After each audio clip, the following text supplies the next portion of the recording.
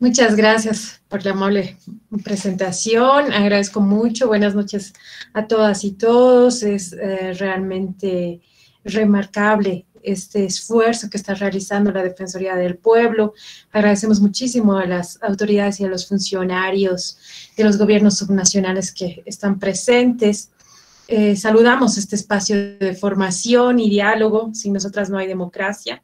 En el convencimiento institucional de que la democracia paritaria debe acompañar los avances normativos que existen e institucionales con cambios culturales, con cambios políticos, con cambios educativos para lograr democracias inclusivas y plenas.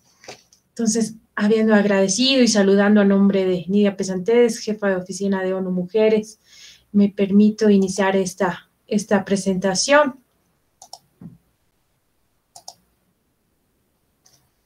Por favor, si me pueden decir si se ve la presentación.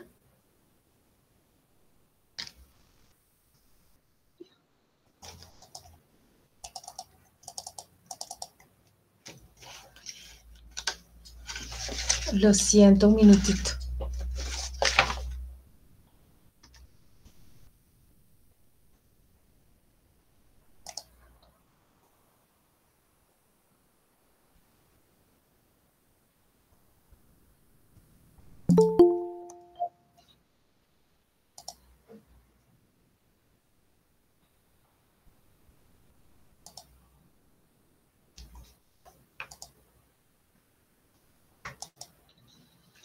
¿Sí? ¿Ahora sí?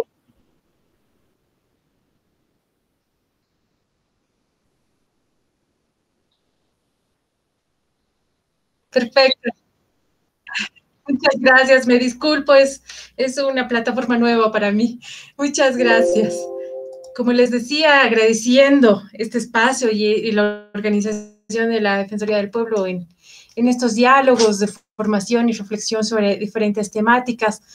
Es muy grato para ONU Mujeres Bolivia estar presentes. Nosotras nos dedicamos a promover la igualdad de género y el empoderamiento de las mujeres.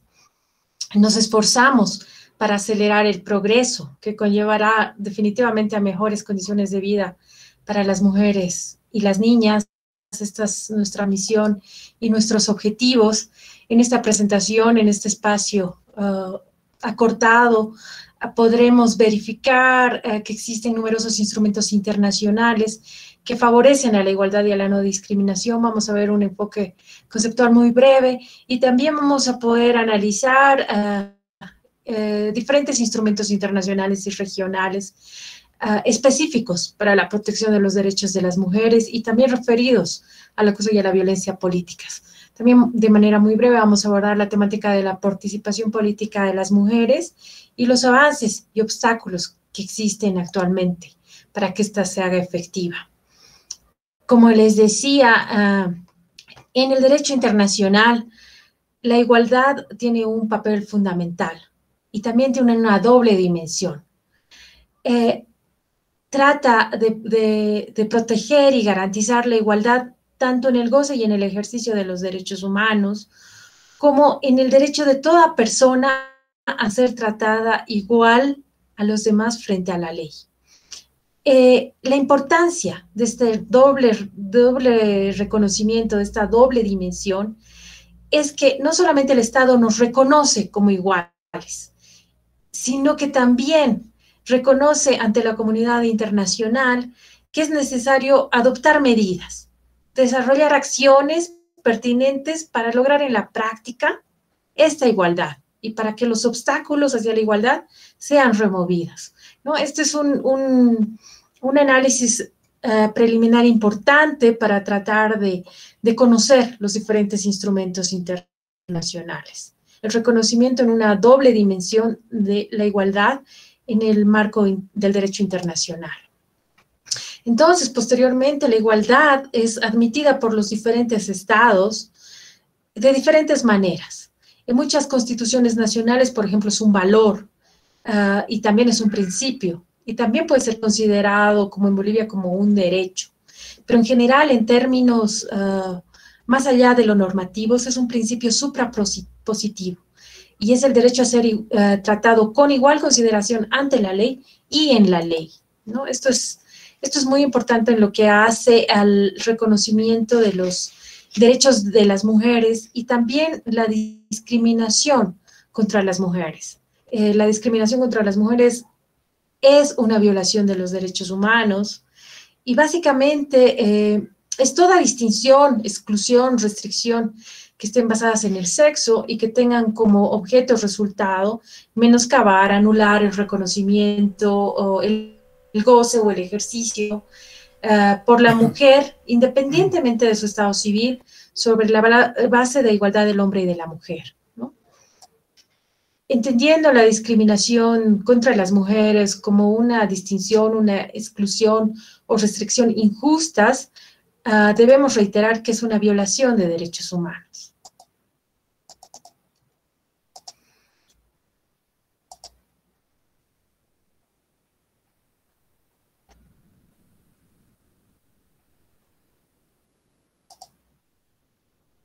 Quería presentarles un video, pero no se puede. También quisiera señalar que la discriminación muchas veces intersecciona la desigualdad, ¿no? Hay casos en que se presenta una confluencia transversal de diferentes factores de vulnerabilidad, que pone en aún un mayor riesgo de vulneración a las mujeres porque se asocia su condición a una otra serie de condiciones particulares que sufren tratos discriminatorios. La CIDH ha establecido como poblaciones en situación vulnerable, dado su discriminación histórica, a los pueblos indígenas, a las mujeres, a los migrantes, refugiados, apátridas, a las víctimas de trata de personas y a los desplazados internos, a los niños, a las niñas, a los adolescentes, a los defensores y a las defensoras de derechos humanos, a los afrodescendientes, personas privadas de libertad, personas LGTBI, personas con discapacidad y personas mayores. Entonces, cuando nosotros analicemos la desigualdad que se convierte en discriminación, tenemos que analizar si estos múltiples factores se interseccionan, ¿no? Por ejemplo, ¿estará en más riesgo de discriminación una mujer indígena adolescente, ¿no? O por ejemplo, una mujer migrante indígena en la ciudad con discapacidad, ¿no? Entonces, si nosotras analizamos la desigualdad a través de estas condiciones y múltiples factores de vulnerabilidad, podremos aproximarnos mejor a las necesidades que tenemos para tener medidas más igualitarias, ¿no? Ahora, como las normas internacionales determinan lo que es la igualdad, lo que es la discriminación, cuando esta discriminación se agrava, también nos facilita el análisis para implementar una amplia gama de instrumentos, políticas, prácticas, desde los diferentes niveles de gobierno que pueden tener diferentes índoles, pueden ser medidas legislativas, ejecutivas, administrativas, reglamentarias, pueden tener formas de programas, asignación de recursos, que determinen tratos preferenciales. ¿Para qué? Para tratar de igualar una situación de discriminación histórica. Por ejemplo, o puede tener objetivos cuantitativos o cualitativos, y la elección de las medidas especiales, por ejemplo, dependerá del contexto en que se aplique. Una medida admitida por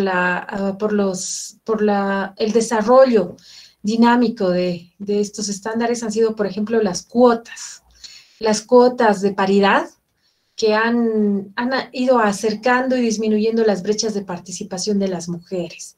Estas medidas han sido admitidas en muchos estados del mundo y han logrado al menos la representatividad y la representación de las mujeres, por ejemplo, en los niveles legislativos.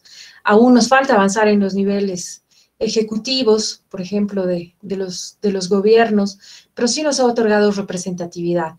Y esa visibilidad también nos otorga agenda para actuar en diferentes problemas que debamos enfrentar en cuanto al ejercicio de nuestros derechos. En lo específico, en la normativa internacional que protege los derechos de las mujeres a la participación, vamos a señalar de manera muy breve que los derechos humanos, como ustedes conocen bien, son los derechos que tenemos las personas por solamente el hecho de ser seres humanos, ¿no? Por ser personas. Son propios de las personas o de los grupos, porque hay derechos de ejercicio colectivo, y nos pertenecen desde siempre. Entonces podemos decir que son inherentes, que son universales, que son inalienables, indivisibles, imprescriptibles, y son condiciones necesarias para que todas las personas, sin distinción alguna, podamos disfrutar de un bienestar físico, mental, social, espiritual. Entonces, en virtud a las obligaciones internacionales de los estados respecto al derecho internacional de los derechos humanos, hay una serie de obligaciones que deben cumplir los estados en todos los niveles de gobierno. La obligación de respetar, que supone que los estados deben abstenerse de restringir los derechos humanos o interferir en su realización. Implica la obligación de proteger, que exige que los estados deben proteger a las personas de las violaciones o vulneraciones de los derechos humanos. Establece la obligación de promover, que significa que los estados deben adoptar medidas como las que mencionábamos antes, ¿no? Por ejemplo, las cuotas, para facilitar la realización de los derechos humanos, que estos derechos se hagan materiales, que estos derechos se efectivicen, ¿no? Y la obligación de realizarlos, que significa que los estados deben tomar medidas, como las que señalábamos, para facilitar que estos derechos humanos se disfruten para todos.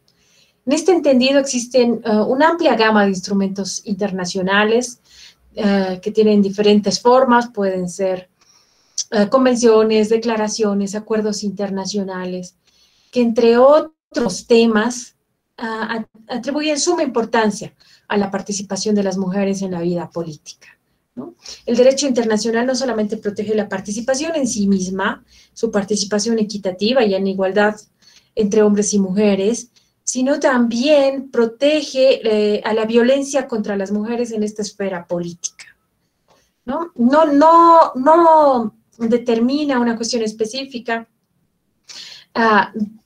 que proteja a las mujeres en la vida política. Sin embargo, son aplicables plenamente las normas generales internacionales que prohíben la violencia de género contra la mujer. Hay una infinidad de órganos para la protección de los derechos humanos que ha sido evolutiva en el transcurso del tiempo, ¿no? Es larga la historia que logra el marco internacional favorable y actual para la protección de los derechos humanos de las mujeres, y la normativa internacional también existe de carácter general y de carácter específico. Voy a pasar a escribir los instrumentos no quiero decir importantes, porque todos los derechos humanos tienen una igualdad jerárquica, pero voy a describir instrumentos internacionales que pueden ser relevantes en el análisis. Por ejemplo, la Declaración Universal de los Derechos Humanos. Como ustedes conocen, marca un hito en la historia de los derechos humanos. Ha sido elaborado por representantes de todas las regiones del mundo que se juntaban con antecedentes jurídicos y culturales diferentes. Ha sido proclamado por la Asamblea General de Naciones Unidas en 1948 y en realidad significa un ideal común para todos los pueblos y para todas las naciones. Establece por primera vez esta Declaración Universal los derechos humanos fundamentales que tienen que protegerse en el mundo entero. Es una herramienta un instrumento que ha sido traducido en más de 500 idiomas. Es ampliamente reconocido porque ha inspirado, ha allanado el camino para la adopción de más de 70 tratados de derechos humanos que se aplican hoy en día, estos de manera permanente y a nivel mundial y también regional. Casi todos los instrumentos internacionales vigentes tienen referencia a la Declaración Universal de Derechos Humanos, en sus preámbulos o en su contenido. Con una amplia gama de derechos protegidos, protege de manera específica la participación política, la libertad de expresión y otros derechos que hacen a la vida de las mujeres en la esfera pública y en la esfera de la política. Sin embargo, a pesar que existen normas generales como la Declaración Universal de Derechos Humanos o el Pacto, por ejemplo, de Derechos Civiles y Políticos que protegen a todas las personas de manera universal respecto al ejercicio de sus derechos, existen normas específicas que protegen a las mujeres contra todas las formas de discriminación. La más importante es la Convención sobre la Eliminación de todas las formas de discriminación contra la mujer, traducido por sus siglas en inglés como CEDAW. Es muy importante porque define explícitamente la discriminación, define medidas especiales que habíamos hablado como medidas excepcionales para lograr la igualdad, protege a las mujeres contra funciones estereotipadas, contra prejuicios, asegura su acción en la vida política y la vida pública y en la representación. Es muy importante porque establece la obligación de los estados para tomar medidas contra la discriminación y garantía, ¿no?, de que nosotras podamos ejercer en igualdad de condiciones con los hombres el ejercicio de los derechos políticos. Esta convención es muy importante porque, como les digo, es el primer instrumento legal internacional basado en derechos específicos de las mujeres. Entre otras cosas, obliga a los estados a aceptar su responsabilidad sobre la discriminación con las mujeres y amplía también esta responsabilidad del Estado sobre actos cometidos por privados. Establece en sus alcances la posibilidad de adoptar medidas concretas para eliminar la discriminación, promueve estas medidas transitorias, reconoce el papel de las costumbres, la cultura, las tradiciones en el mantenimiento de la desigualdad y la discriminación, y también reconoce que necesitamos medidas apropiadas para erradicar esta discriminación, ¿no? Por ejemplo, es necesario, como les decía en principio, para alcanzar una democracia paritaria, también abarcar una educación no discriminatoria. El Estado boliviano ha ratificado la CEDAW en 1989, tiene carácter vinculante y es de obligatorio cumplimiento. Este instrumento tiene un comité. Este comité se encarga de su supervisión, está conformado por un grupo de 23 expertos independientes de diferentes estados del mundo que hayan ratificado la convención, y hay que señalar, por ejemplo, que los estados tienen que presentar informes de cumplimiento de sus cláusulas cada 4 años y existen mecanismos de supervisión a estos compromisos internacionales que los estados han adoptado libremente. Entonces, recapitulando un poco este importante instrumento internacional, debemos decir que este admite que las mujeres hemos sido sujetas de discriminación, es más una discriminación histórica y sostenida en el tiempo, reconoce que y establece derechos de las mujeres como derechos humanos, y la necesidad, como les decía al principio, de establecer condiciones materiales y espirituales para que se disfruten realmente estos derechos, más allá de su reconocimiento, ¿no? También hay que resaltar en este espacio, y con la brevedad del tiempo, la importancia de la declaración y la plataforma de acción de Beijing. Esta plataforma, celebrada en 1995, reafirma plenamente la necesidad de establecer condiciones de igualdad para todos los derechos humanos y libertades fundamentales de las mujeres y de las niñas, ¿no? Y determina que estos deberían ser una prioridad para los gobiernos y también para las Naciones Unidas, porque estos derechos son definitivamente esenciales para la protección de las mujeres. La plataforma de Beijing establece esferas de protección importantes, y una de ellas, la esfera G, está referida a la participación política. Otro instrumento importante es la Convención de Belén do Pará. Entiendo que ustedes ya la han podido ver y analizar. La Convención de Belén do Pará es un instrumento regional Es importante porque define la violencia contra las mujeres basada en su género, establece que para el reconocimiento, goce, ejercicio y protección de los derechos humanos es necesario que las mujeres tengamos igualdad en el acceso a las funciones públicas, ¿no? Y igualdad para participar en estos asuntos públicos. Es importante también porque resalta que la violencia contra las mujeres impide y anula el ejercicio de estos derechos. Y también es importante la Convención de Belén do Pará porque formula mandatos de actuación tanto a los órganos públicos como a los entes privados. Todo esto en el marco de la debida diligencia que debe existir para prevenir y para sancionar y erradicar, por supuesto, la violencia también en el ámbito político.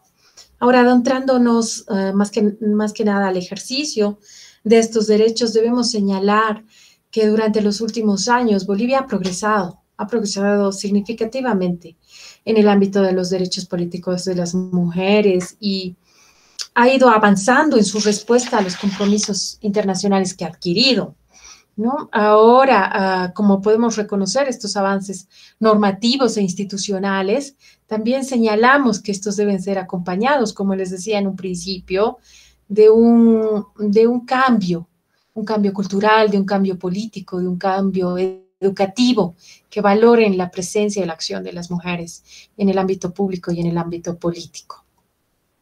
Ahora, si bien reconocemos estos avances, ¿no?, más que nada normativos, en el reconocimiento, por ejemplo, en la ratificación de los más importantes convenios internacionales y en su desarrollo normativo nacional, también es importante que señalemos que aún existen en relación a la paridad y a la participación de la vida pública y política de las mujeres, hechos de violencia. Consideramos esta violencia como una de las manifestaciones más agudas de discriminación contra las mujeres, ¿no? Reconocemos que la erradicación de esta violencia es una condición de paridad, ¿no? Definitivamente no va a ser posible que avancemos hacia una democracia si es que no erradicamos la violencia y no consolidamos la igualdad en todas las dimensiones de la vida en la sociedad, ¿no? La paridad no solamente considera la cantidad de mujeres o la existencia de mujeres en ciertos niveles de representación, ¿no? La paridad también tiene que determinar condiciones igualitarias para la realización de derechos políticos. Y muchas veces podemos evidenciar aún la subrepresentación de las mujeres, que es reflejo de esta discriminación. Como les decía, hemos logrado la paridad en la representación, por ejemplo, de los niveles legislativos, pero aún tenemos unas serias carencias en los niveles ejecutivos, judiciales, respecto a la participación de las mujeres, ¿no? Hacia la participación política de las mujeres y a su reconocimiento, también el derecho a una vida política libre de violencia, ¿no? Que sea libre de discriminación, como habíamos señalado, y que también reconozca a las mujeres el derecho a vivir libres de patrones estereotipados de comportamientos, ¿no? De prácticas, sean sociales, culturales, políticas, que estén basadas en conceptos de inferioridad, de subordinación, ¿no? Esto, para ponerlo en palabras más sencillas, implica que las mujeres no seamos tratadas con inferioridad. Por ejemplo, se nos atribuye una serie de características, ¿no?, que hacen que se nos considere más o menos aptas para determinadas funciones. Normalmente se nos considera con atributos o características de la personalidad asociadas al hogar, a la familia, al cuidado, ¿no? Versus los hombres a quienes se atribuyen estereotipos de género asociados al liderazgo, al dinero, a la vida pública, a la representación. Entonces, estos estereotipos que se han ido generalizando imponen cargas que limitan la autonomía de las mujeres, también limitan su toma de decisiones y definitivamente afectan a sus vidas y a su desarrollo. Entonces es una necesidad para garantizar la presencia y participación de las mujeres en asuntos públicos, realmente eliminar este tipo de estereotipos de género que nos ponen en una situación de inferioridad o de subordinación a las mujeres, ¿no? Nos consideran menos aptas, se nos considera menos aptas estadísticamente en cuanto a la capacidad para dirigir asuntos públicos, se nos considera con menos atributos para lo mismo, o en caso de estar en la vida pública o política, se nos asigna roles de menor importancia. Eso también implica violencia, ¿no? Como les decía, las mujeres no solamente tenemos poca representación como votantes, sino que aunque seamos más visibles en la esfera pública y política de la decisión, aún somos ausentes de los puestos directivos, de la administración pública, incluso del sector privado o del mundo académico, ¿no? Y esta realidad estadística realmente contrasta contra nuestra indudable capacidad como lideresas, con nuestra indudable capacidad como agentes de cambio y para participar con igualdad en la gobernanza democrática, ¿no? Las mujeres seguimos enfrentando obstáculos a la hora de participar en la vida política. Estos obstáculos, como les decían, pueden ser barreras estructurales, que pueden tener leyes o instituciones discriminatorias, por ejemplo, que limite nuestra participación política, aunque ya les señalaba que hemos avanzado en esto, pero también pueden tener formas a brechas relativas a las capacidades. Las mujeres tenemos menos probabilidad de los hombres de contar con una educación para convertirnos en líderes eficaces y también definitivamente tenemos menos recursos para hacerlo, ¿no? Entonces, en este marco de obstáculos, la violencia contra las mujeres en la política adopta diferentes formas.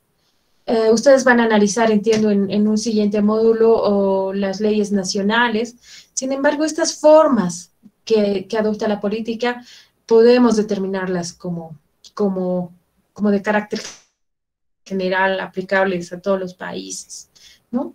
Una de estas formas de la violencia es la subordinación, como les decía, que los mecanismos sociales fuercen la situación de las mujeres en una subordinación respecto a los hombres, concediéndonos, por ejemplo, los cargos de menor importancia en el ámbito de la política, disminuyéndose los recursos para su participación, para sus campañas, reduciéndose los espacios, por ejemplo, en tiempo, en espacio, respecto a los hombres.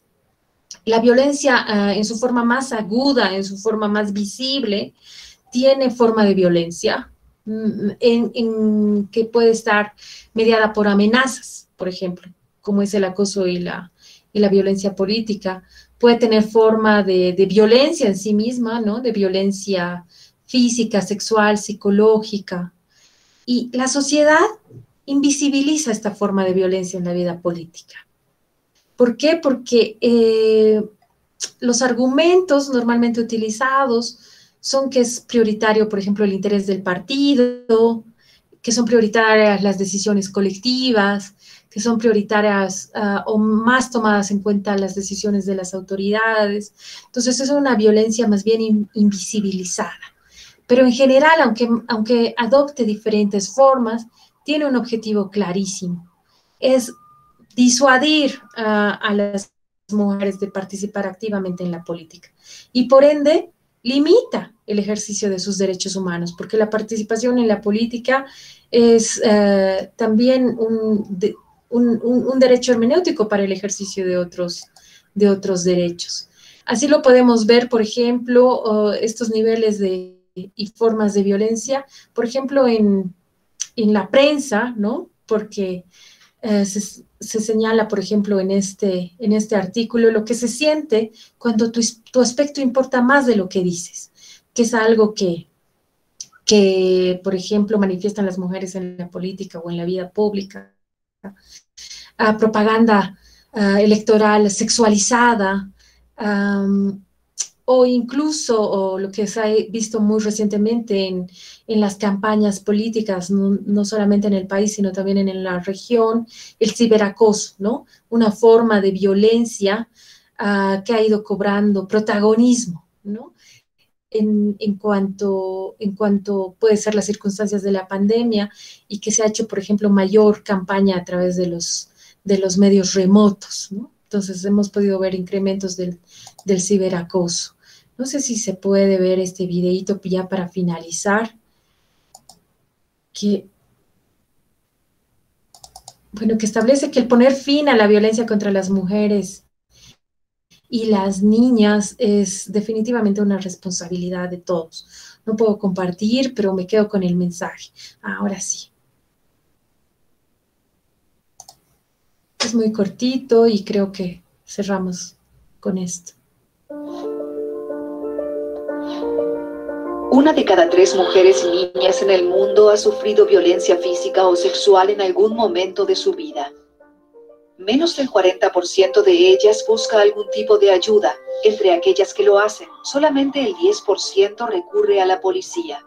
Y en la mitad de los casos de mujeres asesinadas en el mundo en 2012, el autor de la agresión fue un familiar o un compañero sentimental. Esta situación no puede ser ignorada. Y aunque ha habido algunos avances, el fin de la violencia contra las mujeres y niñas aún está lejos de la realidad. ONU Mujeres está comprometida con esta causa y trabaja con gobiernos, actores nacionales, organizaciones de mujeres y la sociedad civil para poner fin a la violencia contra todas las mujeres y niñas. La comunidad internacional ha acordado recientemente que la eliminación de la violencia contra las mujeres y niñas es una meta importante para un futuro sostenible y un asunto crucial para alcanzar los ODS. Durante este proceso debemos asegurarnos de que llegamos a todas las mujeres. Con su presencia en más de 85 países en todas las regiones del mundo, ONU Mujeres contribuye activamente a hacer que esto sea posible. Apoyamos a los países de varias maneras, incluyendo en la aprobación, implementación y evaluación de leyes y políticas integrales, en el tratamiento de las causas fundamentales de la violencia a través de estrategias de prevención y mediante el trabajo con las comunidades para cambiar las normas sociales, asegurando que las medidas de apoyo y los servicios esenciales están disponibles para todas las sobrevivientes. Y en la recolección de datos y análisis para un completo entendimiento de la naturaleza y el alcance del problema.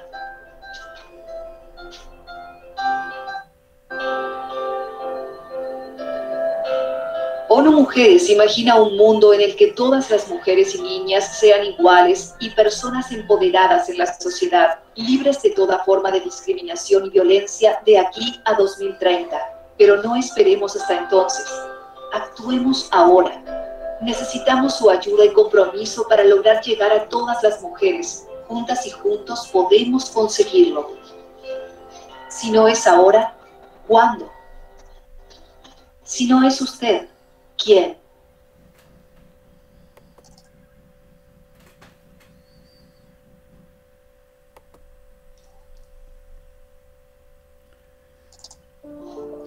No sé si he dejado de compartir, por favor.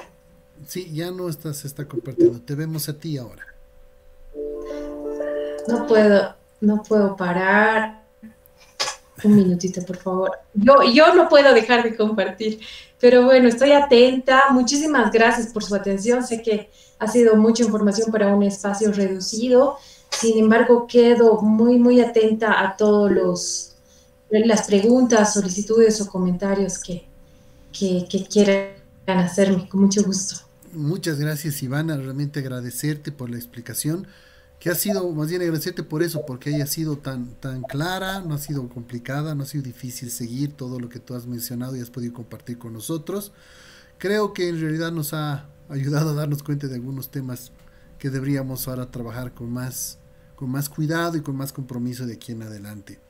En este caso ya quiero también permitir a todas las personas que están con nosotros acompañándonos que puedan hacer las preguntas que necesiten en relación a lo que se ha compartido en este momento y también en relación a los contenidos del módulo 1 que hemos trabajado ya la anterior semana.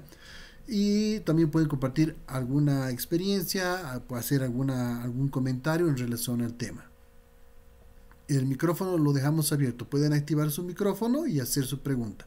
O en su caso también pueden utilizar el chat que nosotros tenemos en esta misma sala para poder hacer sus preguntas.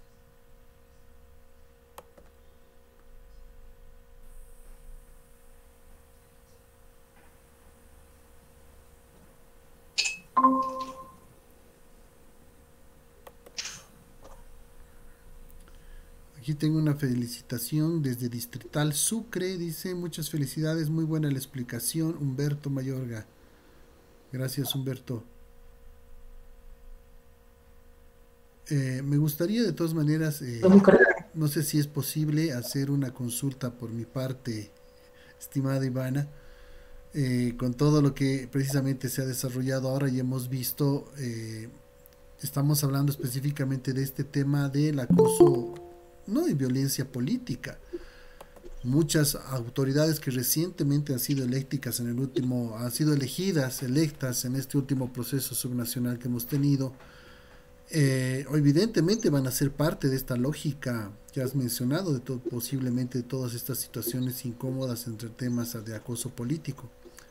Pero ahí me surge también esta pregunta, que tenemos todo este marco normativo internacional, nacional, que pretende precisamente tratar de garantizar cierto ejercicio de esos cargos como concejalas o alcaldes o a veces directivos de los gobiernos municipales sin este tipo de acoso. Sin embargo, cuando tú ya estás en ese espacio, ¿qué puedes hacer al respecto? Es mi gran pregunta, ¿no? Aparte de, bueno, quién sabe, tal vez de sufrir estos problemas de acoso, pero desde ese rol, desde ese tema de autoridad o directivo de un gobierno municipal, ¿qué es lo que puedes hacer como mujer en ese espacio? Muchas gracias por la pregunta. Bueno, realmente es una responsabilidad de mujeres y de hombres, ¿no? El generar espacios seguros para la participación política. No solamente, como decíamos en la presentación, porque es una cuestión de derechos humanos, el ejercicio de derechos políticos y la prevención de cualquier forma de acoso y violencia política son derechos humanos, y en Bolivia están normados con absoluta claridad y son denunciables en los diferentes niveles, no solamente administrativos, por ejemplo, dentro de un gobierno subnacional, sino también pueden ser denunciados ante el órgano electoral, pueden ser denunciados penalmente o constitucionalmente. Entonces, no solamente para contribuir a evitar este tipo de conflictos dentro de los diferentes gobiernos, es necesario prevenirla, pero también porque las mujeres, como decía en la presentación, somos la mitad de la población y podemos aportar a través de nuestras capacidades a la realización y a la efectivización de programas subnacionales, nacionales o desde cualquier espacio en el que estemos participando de una manera muy efectiva.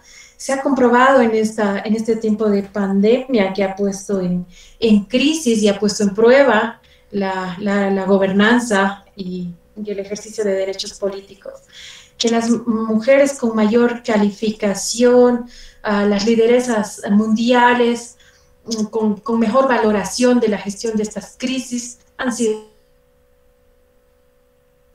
lograr la presencia y la participación nuestra va a dar mejores resultados y más efectivos resultados a cualquier gestión política o pública que se desarrolle. Creo que hay otras preguntas en el chat. Pero... Sí, gracias por la respuesta, Iván. Igual ya estaba con eso de todo lo que tú mencionabas, decía, ahora, pero estando ahí, ¿qué hacemos? ¿No? O sea, bueno, ellas qué hacen en realidad, ¿no? Es creo que el doble de complicado. Pero paso a la pregunta. Nos escribe Cristian Mendoza Y su pregunta es la siguiente. Desde hace un par de meses el gobierno intentó sin éxito plantear una reforma a la ley 348. Desde su perspectiva, ¿qué hace falta y qué expectativas se tiene para mejorar esta ley y otras para proteger de mejor y más efectiva, de una mejor forma y más efectiva a las mujeres? Muchas gracias por la pregunta. No quiero adelantarme al módulo que continúa. Sin embargo, solamente quiero señalar que el marco normativo en Bolivia es favorable al ejercicio de derechos humanos de las mujeres, ¿no?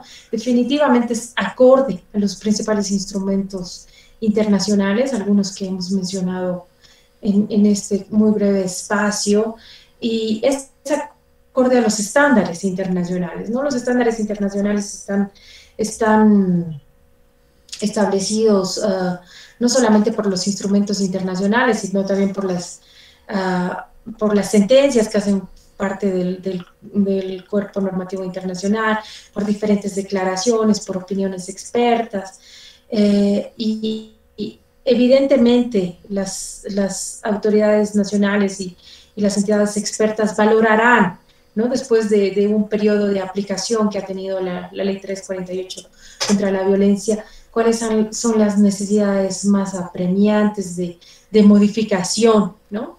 En qué aspectos necesita fortalecerse esta normativa. Pero sobre todo es además una cuestión de que estos avances normativos institucionales, porque la norma también prevé la creación de mecanismos institucionales, sean acompañados por cambios, ¿no? Por cambios culturales, por cambios políticos. No se puede hablar únicamente de marcos legales, sino tiene que haber un cambio verdaderamente en la concepción de la igualdad, ¿no? Y en el ejercicio de la igualdad.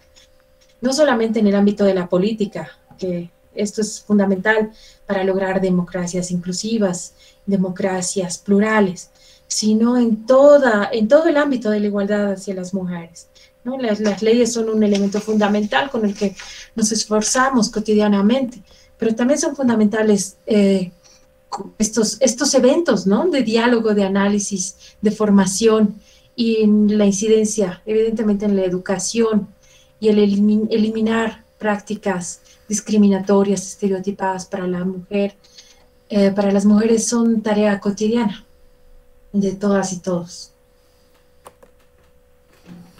Muchas gracias, Ivana.